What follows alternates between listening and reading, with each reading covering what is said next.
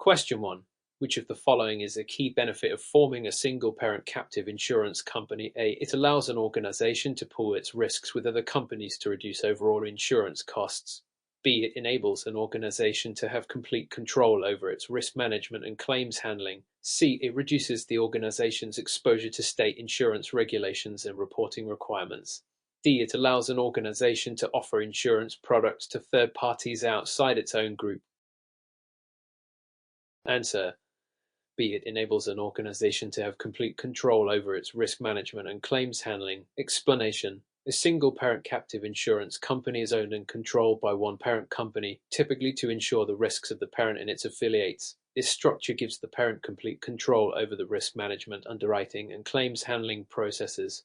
This can lead to a more tailored and cost-effective insurance solution, particularly in managing specific risks that are difficult or expensive to cover through traditional insurance markets. Option B is correct because it directly addresses the control aspect of single-parent captives. Option A is incorrect because pooling risks with other companies is more characteristic of a group captive, not a single-parent captive. Option C is incorrect because a single-parent captive must still comply with state regulations, including reporting requirements. Option D is incorrect because a single-parent captive typically only insures the risks of its parent company and its affiliates, not external parties. Question 2. Which of the following is a requirement for forming a captive insurance company in Iowa? A. Captive insurance companies must have a minimum of $10 million in surplus capital at formation. B. The formation of a captive must be approved by the Iowa Insurance Division after submission of a feasibility study. C. Captive insurance companies must operate in at least 3 different states to be licensed in Iowa. D. A captive insurance company must have a board of directors composed solely of external individuals with no ties to the parent company. Answer: B. The formation of a captive must be approved by the Iowa Insurance Division after submission of a feasibility study. Explanation: in Iowa, forming a captive insurance company requires submitting a business plan and a feasibility study to the Iowa Insurance Division. The feasibility study must demonstrate the economic and financial viability of the captive, including details on capitalization, risk management, and the types of insurance to be written. The Iowa Insurance Division reviews this submission before granting approval. Option A is incorrect because Iowa does not mandate a specific surplus capital requirement as high as $10 million for all captives. The capital requirement is assessed based on the business plan and risk profile. Option C is incorrect because Iowa does not require captives to operate in multiple states for formation. It focuses on regulatory compliance within Iowa. Option D is incorrect because Iowa allows flexibility in the composition of the board of directors. While governance is critical, there is no requirement for external directors only. Question 3. Scenario question. Mr. Thompson is the CFO of a large manufacturing company based in Iowa. His company has been facing increasing insurance premiums and is considering forming a captive insurance company. He has gathered the necessary financial documents and is now ready to submit them to the Iowa Insurance Division. However, Mr. Thompson is unsure about the next steps in the approval process. What should Mr. Thompson do next? A. Submit only a business plan to the Iowa Insurance Division without the need for further documentation. B. Submit the business plan along with a comprehensive feasibility study that outlines the financials, risks, and insurance types the company intends to cover. C. Wait until the next scheduled regulatory meeting to present his company's application to the Iowa Insurance Division. D. Submit the business plan and immediately begin operations while awaiting approval from the Iowa Insurance Division. Answer: B. Submit the business plan along with a comprehensive feasibility study that outlines the financials, risks, and insurance types the company intends to cover. Explanation: to form a captive insurance company in Iowa, Mr. Thompson must submit a detailed business plan and a feasibility study to the Iowa Insurance Division. The feasibility study is essential as it outlines the financial stability, risk management, underwriting plans, and the types of insurance the captive will offer. This is a necessary step before the Iowa Insurance Division can review the application and approve the formation of the captive. Option A is incorrect because submitting only a business plan is insufficient. A feasibility study is mandatory in the process. Option C is incorrect because the regulatory process requires a submission of detailed documentation, not just waiting for a meeting. Option D is incorrect because operating a captive without prior approval from the Iowa Insurance Division is illegal and could result in penalties. Question 4. Which of the following best describes the role of an independent auditor for a captive insurance company in Iowa? A. The independent auditor is responsible for setting the captive's premium rates and underwriting guidelines. B. The independent auditor must conduct an annual audit of the captive's financial statements to ensure compliance with Iowa's solvency standards. C. The independent auditor is responsible for reviewing claims and determining reserve amounts for claims that have not yet been paid. D. The independent auditor is required to file all regulatory reports directly with the Iowa Insurance Division on behalf of the captive. Answer: B. The independent auditor must conduct an annual audit of the captive's financial statements to ensure compliance with Iowa's solvency standards. Explanation: under Iowa law, captives are required to have their financial statements audited annually by an independent auditor. This audit ensures that the captive is financially sound and complies with the solvency standards set by the Iowa Insurance Division. The auditor's role is to review the captive's financial health, including reserves, liabilities, and capital, to ensure that it can meet its obligations. Option is incorrect because setting premium rates and underwriting guidelines is the responsibility of the captive's management team, not the auditor. Option C is incorrect because while the auditor reviews the financials, claims management and reserve determination are typically handled by the captive's management or actuaries, not the auditor.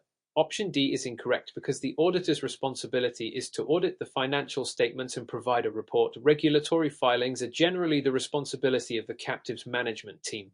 Question 5. Which of the following is not a typical characteristic of a group captive insurance company? A. It allows multiple unrelated companies to pool their risks and share the costs of insurance. B. It is owned by the member companies and the members share control over the captive's operations. C. It provides insurance exclusively to the group members and does not offer policies to external clients.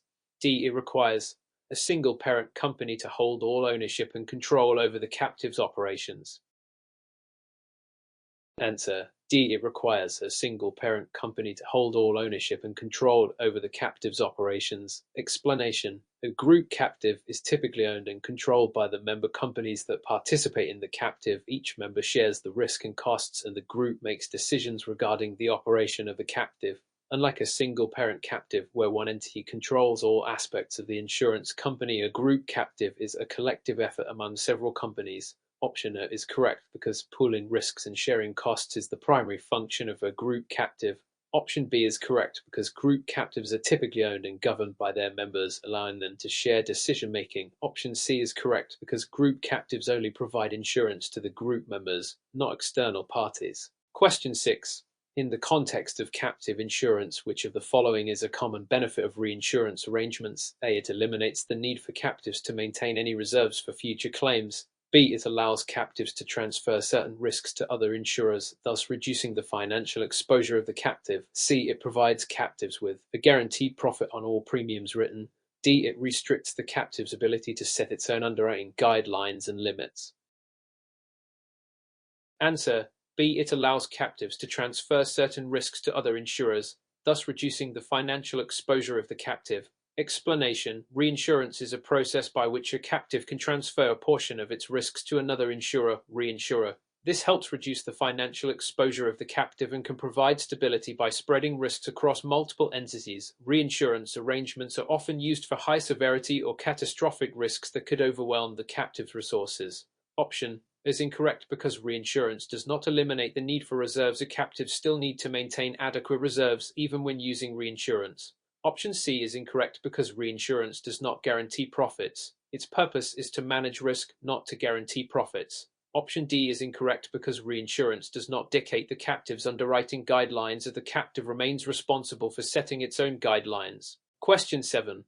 Mr. Smith is the CEO of a company in Iowa and is interested in forming a captive insurance company to cover the company's workers' compensation and general liability risks. What is the first step in the regulatory process Mr. Smith should take to initiate the formation of the captive? A. File an application with the Iowa Insurance Division to form the captive. B. Submit a feasibility study to the Iowa Insurance Division for approval. C. Immediately purchase reinsurance to cover potential claims. D. Organize a board of directors for the captive. Answer: B. Submit a feasibility study to the Iowa Insurance Division for approval. Explanation: The first step in forming a captive insurance company in Iowa is to submit a detailed feasibility study to the Iowa Insurance Division. This study must demonstrate the economic and financial viability of the captive, including an assessment of the risks it intends to cover, its financial structure, and the types of insurance it will offer. The feasibility study is a critical part of the approval process. Option A is incorrect because the application can only be filed after the feasibility study has been submitted and approved by the Iowa Insurance Division. Option C is incorrect because purchasing reinsurance is not the first step. It typically occurs later in the process after the formation and operation of the captive. Option D is incorrect because organizing a board of directors is an important part of governance but is not the first step in the formation process. The feasibility study should be submitted first. Question 8. Which of the following statements is true? Regarding the taxation of captive insurance companies in Iowa, A. Captive insurance companies are not subject to any state taxes in Iowa as long as they insure only risks of the parent company. B. Captive insurance companies in Iowa are subject to the same state insurance taxes as traditional insurers. C. Captive insurance companies in Iowa are exempt from federal income tax but must pay state taxes on premiums written. D. Captive insurance companies in Iowa can choose between paying state taxes on premiums or their net income. Answer: B. Captive insurance companies in Iowa are subject to the same state insurance taxes as traditional insurers. Explanation: Captive insurance companies in Iowa are generally subject to the same state insurance taxes that apply to traditional insurers. This includes taxes on premiums and other regulatory requirements. However, specific tax considerations may differ depending on the captive's operations, and they may be eligible for certain tax advantages under federal law, but the state tax rules apply in the same manner as for other insurance companies. Option is incorrect because captive insurance companies, even when insuring only the parent company's risks, are still subject to state taxes. Option C is incorrect because while captives may have federal tax considerations, they are not exempt from state taxes simply because they insure the parent company's risks. Option D is incorrect because captives do not have a choice between paying taxes on premiums or net income, and they are generally subject to both depending on the applicable tax laws. Question 9.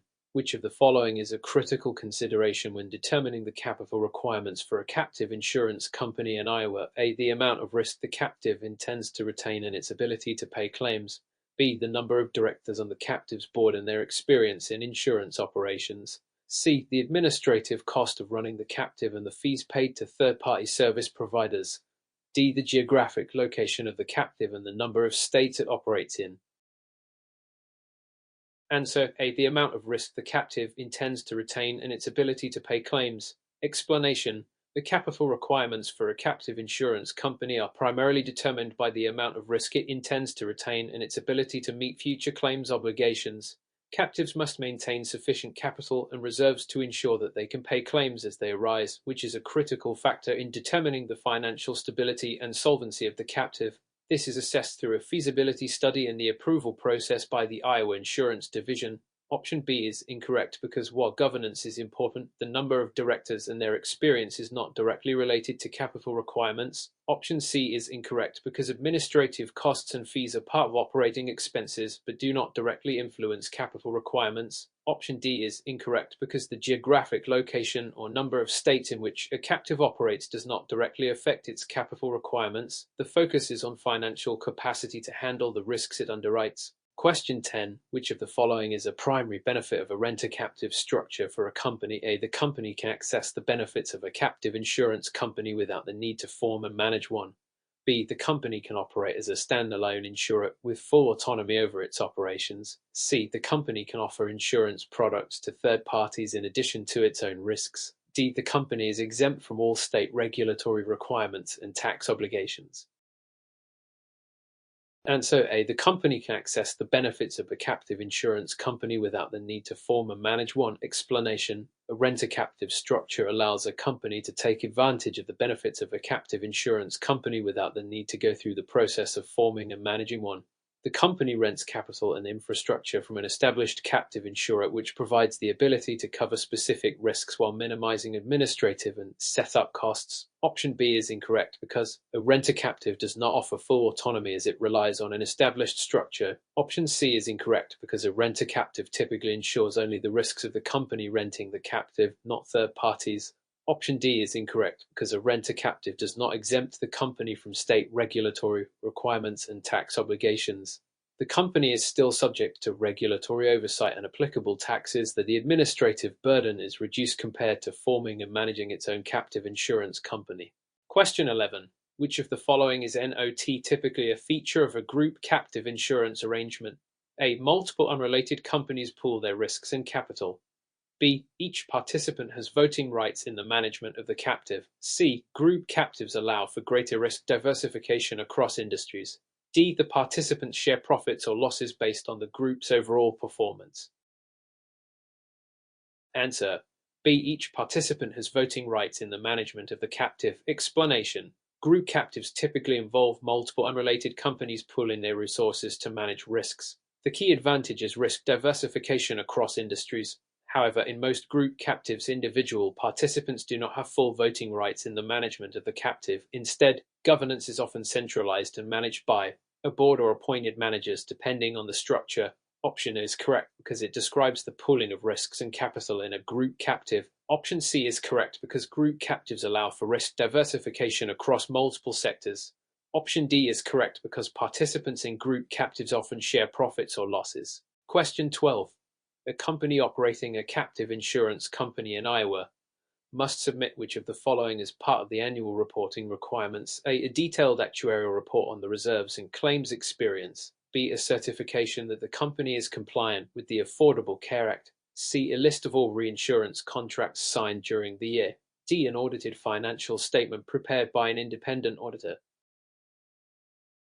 Answer: D. An audited financial statement prepared by an independent auditor. Explanation: Under Iowa regulations, captive insurance companies must submit annual reports to the Iowa Insurance Division, including an audited financial statement prepared by an independent auditor.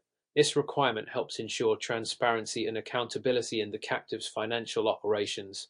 Option is incorrect because although an actuarial report may be required in some cases, it is not a standard part of the annual filing for every captive. Option B is incorrect because while captive insurance may have tax obligations related to the Affordable Care Act, it is not typically a requirement for annual reporting in Iowa.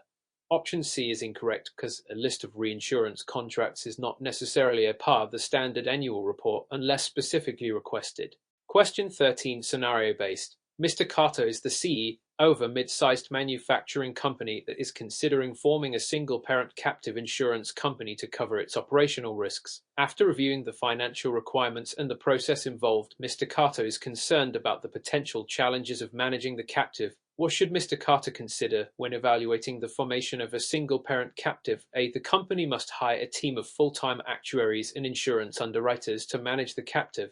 B. Mr. Carter should consider forming a group captive instead to share the operational burden with other companies. C. The company will need to meet strict minimum capital requirements and ensure the captive complies with Iowa's regulatory requirements. D. Mr. Carter can form the captive without any regulatory oversight as the company is self-insured. Answer: C. The company will need to meet strict minimum capital requirements and ensure the captive complies with Iowa's regulatory requirements. Explanation: Forming a single-parent captive insurance company requires meeting strict minimum capital requirements as set forth by the Iowa Insurance Division. The company must also comply with the regulatory framework, including licensing and reporting requirements. Mr. Carter must ensure the captive is financially viable and able to meet these requirements before proceeding. Option is incorrect because while actuarial and underwriting expertise is important, forming a captive does not require a full-time team of actuaries and underwriters. Option B is incorrect because although a group captive can provide some operational support, a single-parent captive is often preferred for complete control over the coverage.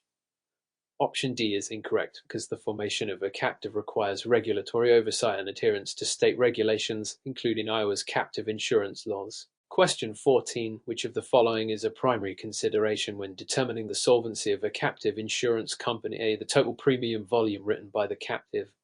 B. The captive's ability to cover its claims liabilities and meet reserve requirements. C. The number of employees working for the captive. D. The captive's involvement in third-party insurance sales.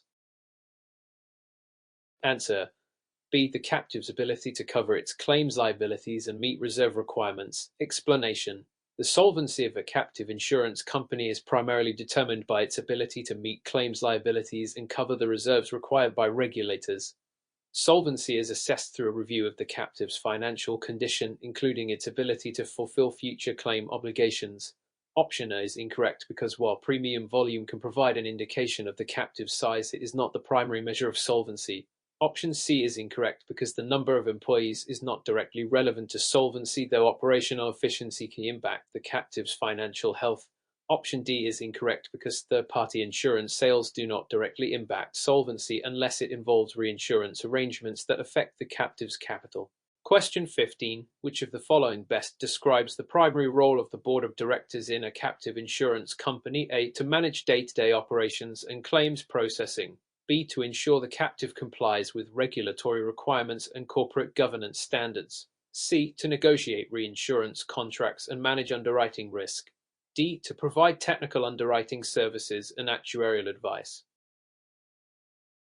Answer: B. To ensure the captive complies with regulatory requirements and corporate governance standards. Explanation: the board of directors in a captive insurance company is responsible for overseeing the captive's compliance with regulatory requirements, ensuring sound corporate governance practices, and making high-level decisions about the captive's strategy and operations.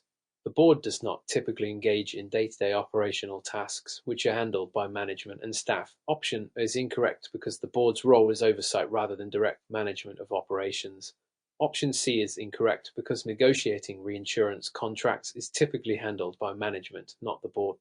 Option D is incorrect because technical underwriting and actuarial advice are provided by specialists rather than the board. Question 16. Under Iowa law, which of the following is a requirement for the formation of a captive insurance company? A. The company must be a publicly traded entity. B. The company must submit a business plan and undergo regulatory approval. C. The company must insure only the risks of the parent company. D. The company must maintain a minimum surplus of $10 million in capital. Answer: B. The company must submit a business plan and undergo regulatory approval. Explanation: to form a captive insurance company in Iowa, the company must submit a business plan and undergo the regulatory approval process set by the Iowa Insurance Division. The plan must outline the captive's objectives, risks, and governance structure, and the state must ensure that the company meets financial and operational requirements. Option A is incorrect because captive insurance companies can be privately held. Option C is incorrect because captives can often insure risks for affiliated companies, but not necessarily only the parent company. Option D is incorrect because while captives must meet certain financial standards, the required surplus may vary depending on the size and nature of the captive. Question 17. What is the primary advantage of using a captive insurance company for self-insurance? A. It allows the company to bypass all insurance market fluctuations. B. It enables the company to retain control over its risk management and insurance strategy. C. It guarantees lower premiums than those available in the open market. D. It eliminates the need for actuarial analysis or reserve requirements. Answer: B. It enables the company to retain control over its risk management and insurance strategy. Explanation: the primary advantage of using a captive insurance company for self-insurance is the control it provides the parent company over its risk management strategy. By forming a captive, the company can tailor insurance coverage to its specific needs, manage risks more effectively, and retain the financial benefits that would otherwise go to external insurers. Option A is incorrect because a captive does not necessarily eliminate market fluctuations. It may provide more stability, but not complete immunity. Option C is incorrect because premiums in a captive depend on the company's own risk profile and may not always be lower than those available in the market. Option D is incorrect because captives are still required to maintain appropriate reserves and conduct actuarial analysis to ensure financial solvency. Question 18. Which of the following is true about the regulatory reporting requirements for captive insurance companies in Iowa? A. Captives are exempt from submitting financial statements if they are operating in a group captive arrangement.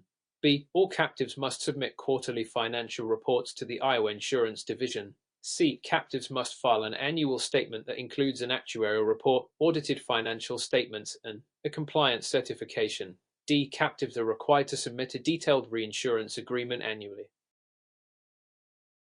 Answer: C. Captives must file an annual statement that includes an actuarial report, audited financial statements and a compliance certification. Explanation: captive insurance companies in Iowa are required to file an annual statement that includes an actuarial report, audited financial statements, and a certification of compliance with applicable laws and regulations.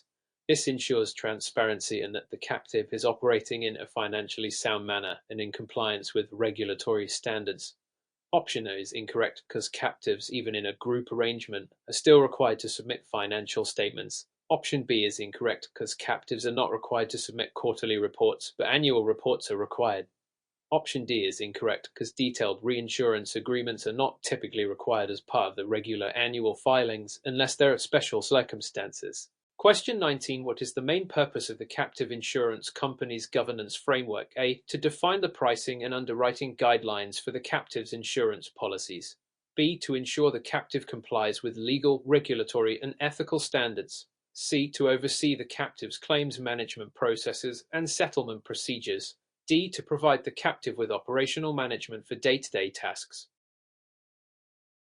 Answer: B. To ensure the captive complies with legal, regulatory, and ethical standards. Explanation: the governance framework of a captive insurance company ensures that the organization operates in compliance with all applicable legal, regulatory, and ethical standards. It establishes the processes for oversight, accountability, and decision-making within the captive, ensuring that the company adheres to regulations set by state authorities and best practices in corporate governance. Option A is incorrect because pricing and underwriting guidelines are part of the captive's operational tasks, not the governance framework itself. Option C is incorrect because claims management is an operational responsibility, although governance will oversee that proper procedures are followed. Option D is incorrect because operational management of day-to-day tasks is handled by management, not governance, which focuses more on oversight and compliance. Question 20. Which of the following is a key reason that companies choose to use a captive insurance company rather than purchasing insurance from a commercial insurer? A. The captive provides access to reinsurance markets that commercial insurers cannot offer. B. The company can potentially lower its overall insurance costs by retaining more risk. C. The company can avoid state insurance regulations by using a captive insurer. D. The captive guarantees that claims will be paid without any financial risk to the company.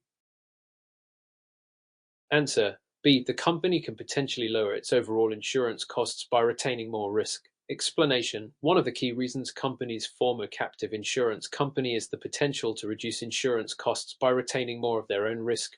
Captives allow companies to self-insure for some of their risks, which can lead to lower premiums and reduced administrative costs. Captives also allow companies to have more control over their claims and loss management processes.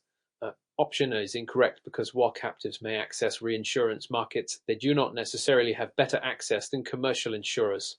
Option C is incorrect because captives are still subject to state insurance regulations, although the regulatory requirements may be more flexible than for commercial insurers.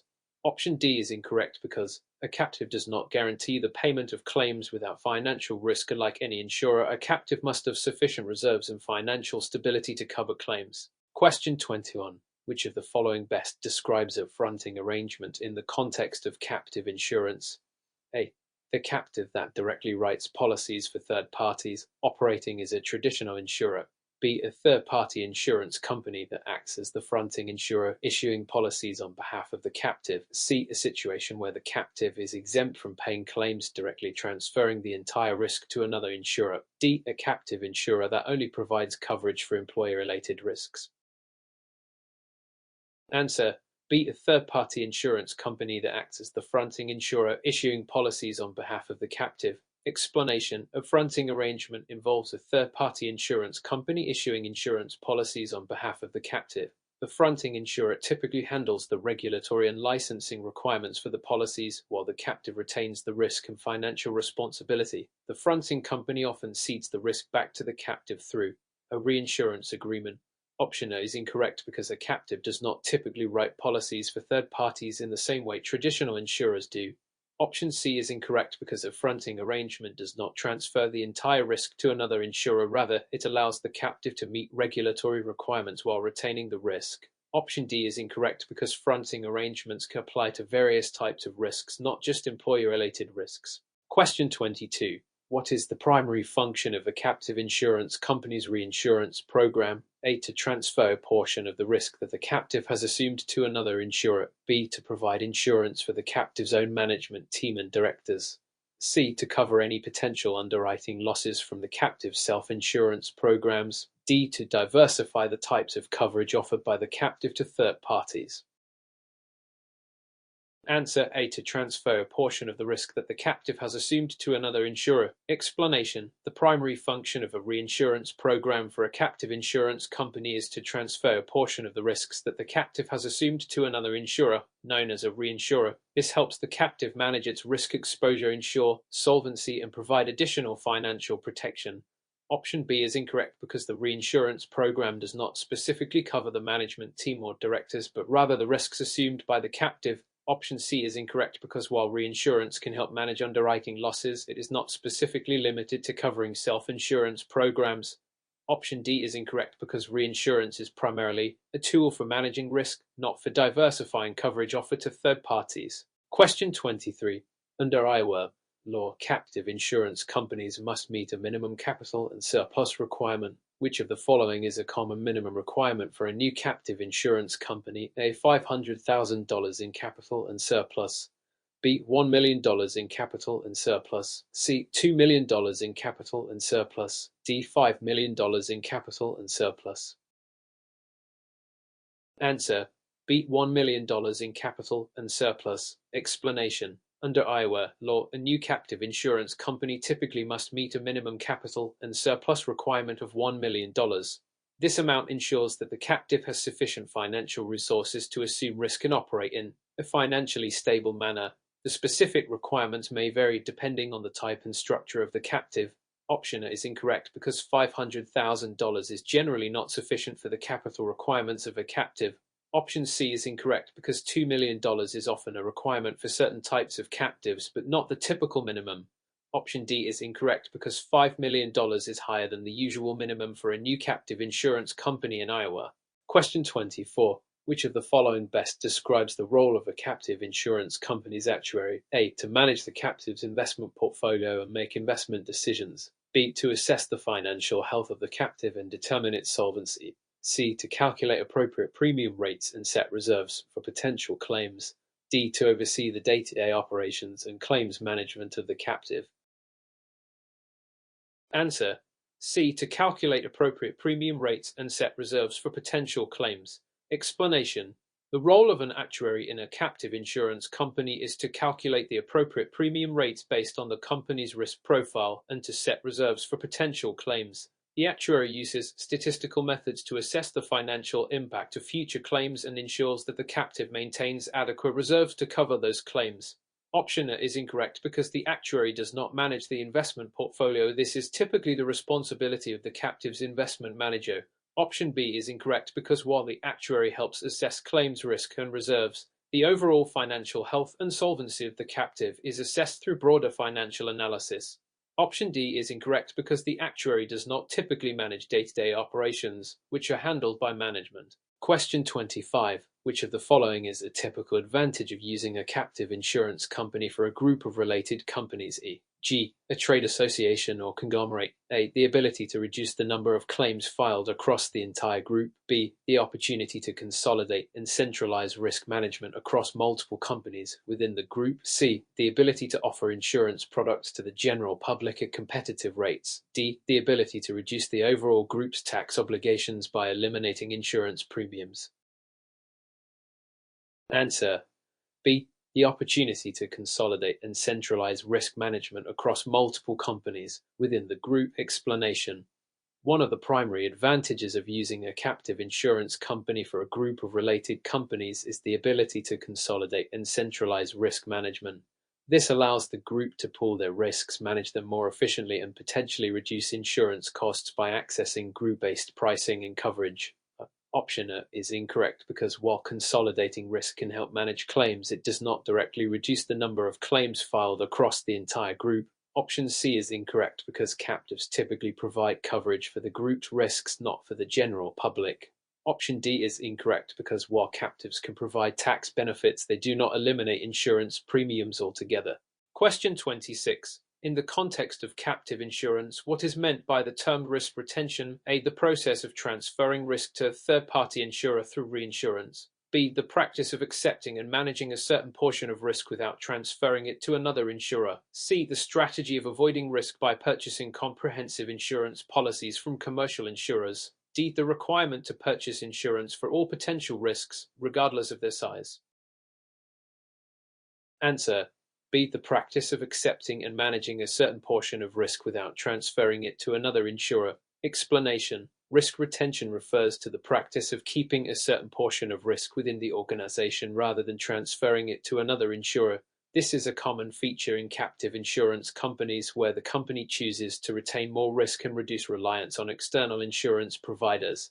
Option A is incorrect because transferring risk to another insurer through reinsurance is not risk retention but risk transfer. Option C is incorrect because risk retention involves accepting and managing risk, not avoiding it. Option D is incorrect because risk retention focuses on retaining a portion of the risk, not necessarily covering all risks with insurance. Question 27. What is one of the most common reasons that a company would use a cell captive insurance structure? A. To create a separate entity for each division of the company to manage its own risks. B. To reduce the regulatory burden by operating outside the jurisdiction of state regulators. C. To pool resources and reduce the capital requirements associated with forming an independent captive. D. To allow a company to provide insurance products to unrelated third parties. Answer: C. To pool resources and reduce the capital requirements associated with forming an independent captive. Explanation: a cell captive insurance structure allows multiple entities or cells to share a common captive insurance company, with each cell retaining its own separate risk and capital. This structure reduces the capital requirements for each participating entity because they can pool resources while still maintaining separate accounts and liabilities for each cell. Option A is incorrect because the cell captive structure pools resources between multiple entities rather than creating separate entities for each division. Option B is incorrect because the cell structure does not eliminate regulatory requirements, and cells are still subject to the regulatory framework in the captive's domicile. Option D is incorrect because the cell captive typically covers the risks of the participating companies, not third parties. Question 20. What is a pure captive insurance company? A. A captive insurance company that insures only the risks of its parent company. B. A captive insurance company that offers insurance products to the general public. C. A captive insurance company that is solely focused on underwriting reinsurance business. D. A captive insurance company that operates without reinsurance coverage. Answer A. A captive insurance company that insures only the risks of its parent company. Explanation: a pure captive insurance company is a captive that is formed to insure only the risks of its parent company or its affiliates. This type of captive does not provide insurance to external parties and is focused solely on managing the risks of the parent company. Option B is incorrect because a pure captive only insures the parent company's risks, not the general public. Option C is incorrect because while a captive may engage in reinsurance, a pure captive typically does not focus solely on underwriting reinsurance business. Option D is incorrect because a pure captive can purchase reinsurance to manage its risk exposure. Question 29. Which of the following best describes the process of fronting in the context of a captive insurance company? A. A commercial insurer issues policies on behalf of the captive and transfers the risk back to the captive through reinsurance. B. A captive insurer sells policies to unrelated third parties and takes on their risk. C. A captive acts as a fronting insurer for an external reinsurance company. D. A commercial insurer provides loss control services to the captive insurer. Answer A. A commercial insurer issues policies on behalf of the captive and transfers the risk back to the captive through reinsurance. Explanation: fronting involves a commercial insurer issuing policies on behalf of the captive to meet regulatory or licensing requirements. The commercial insurer typically transfers the risk back to the captive through a reinsurance agreement. This allows the captive to operate in compliance with state regulations while retaining the risk. Option B is incorrect because fronting does not involve selling policies to unrelated third parties. It is focused on ensuring regulatory compliance. Option C is incorrect because the captive does not typically act as a fronting insurer for an external reinsurance company. It is usually the commercial insurer that acts as the front. Option D is incorrect because fronting is not related to the provision of loss control services. Question 30. Which of the following is an example of a protected cell? A cell captive insurance structure. A cell that retains all of its own risks and capital but is legally isolated from other cells. B. A cell that is used to insure the risks of third-party entities unrelated to the captive. C. A cell that is allowed to pool its resources with other captive cells to manage risks. D. A cell that insures only employee benefits and compensation programs. Answer A. A cell that retains all of its own risks and capital but is legally isolated from other cells. Explanation: a protected cell is a legally isolated part of a cell captive structure. It retains its own risks and capital, and its assets and liabilities are protected from those of other cells within the same captive.